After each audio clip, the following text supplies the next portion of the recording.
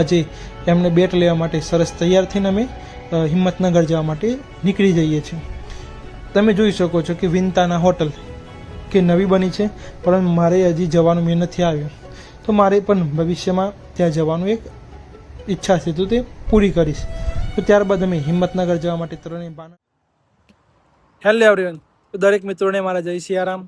તો આપ સૌ લોકોનો પ્રથમ તો હું દિલથી આભાર માનવા માગું છું, કારણ કે એક સમય મેં ખાલી એક વિચાર કર્યો હતો કે મારે દરરોજ એક વિડીયો અથવા તો રીલ મારે ઇન્સ્ટાગ્રામ ઉપર અપલોડ કરવી।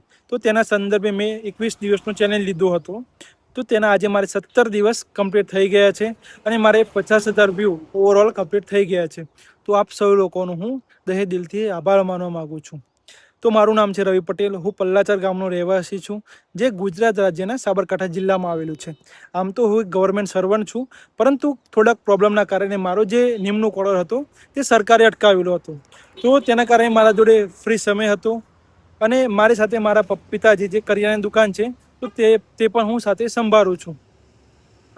તો આ વિડીયો મારે મૂકવાનું એક જ કારણ હતું કે આપણે જે પણ કોઈ પણ વસ્તુ વિચારીએ છીએ અથવા તો આપણે કંઈક મેળવવાની ઈચ્છા કરીએ છીએ, તો તે વસ્તુ આપણને મળે છે, પણ તે સમયે મળે છે।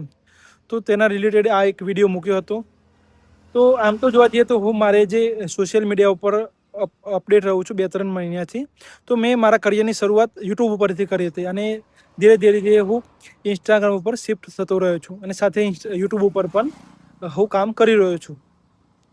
તો આ વિડીયો એટલા માટે ખાસ તો કે એક સમયે જ્યારે હું યુટ્યુબ ઉપર વિડીયો મૂકતો હતો, ત્યાં પણ મેં 21 દિવસનો ચેલેન્જ લીધો હતો અને 10 દિવસ થયા હતા। હું જ્યારે પલ્લાચર ગામથી મારે કરિયાણાની દુકાન છે તો તેના માટેનો સામાન હિંમતનગર ખાતે લેવા જઈ રહ્યો હતો।